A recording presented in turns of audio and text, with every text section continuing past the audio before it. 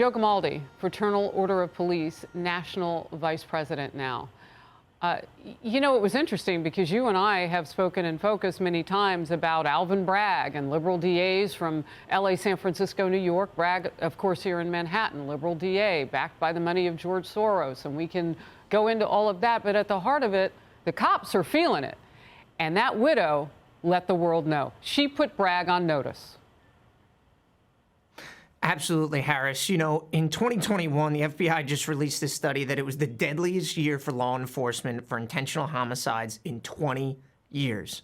Me and my 800,000 brothers and sisters across this country have attended entirely too many funerals. And there'll be more because that's the nature of what we do. But watching this NYPD funeral is heartbreaking.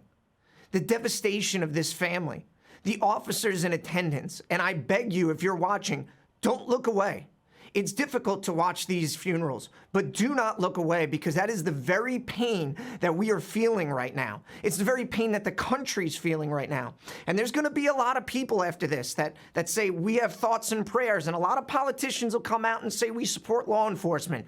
But I've had enough of the talk. I want action. We all want action. And it's more than past time. If you're a sitting member of Congress, you need to support and pass the Protect and Serve Act, which will make it a federal crime to assault a police officer. We've had enough of the talk. We want action because we're being murdered in these streets and hunted down. Joe Gamaldi, we are watching right now, New York City, this is live, as the casket of Tata Jason Rivera now moves to his final resting place. This is funeral day for him, going home. Joe, as always, I am appreciative of you being in Focus, you representing those members of the FOP, the men and women in blue, and bringing us exactly what the messaging is and how you go forth after today. Another funeral next week for Rivera's partner, Wilbert Mora, and we will cover it. All right, Joe, a harrowing new reality. An explosion of attacks on police across America, and 9 police officers shot in major cities in just the past 7 days. 6 of those in the last 48 hours alone, including incidents in St. Louis, Milwaukee, and this scene, unreal, Houston, Texas.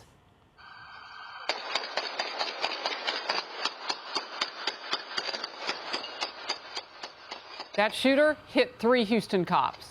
The incident resulted in an hours-long standoff with SWAT before the suspect was taken into custody. Houston police identifying the victim as the victims as Gadsden, Hayden, and Alvarez, and confirming all 3 are going to be okay. They are in stable condition, hospitalized right now. Well, that is a blessing. Joe.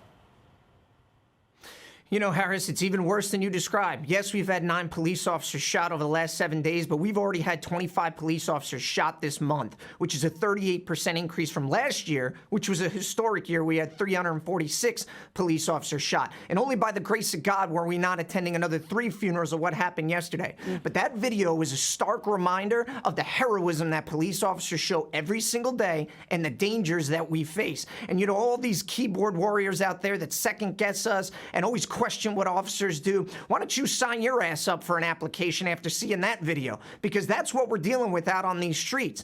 And thanks to rogue prosecutors and bail reform and the continued demonization of law enforcement, crime is through the roof in our cities. And you know what I want to ask, and what 800,000 police officers in this country want to ask, or you know what every citizen in this country is, where is President Biden?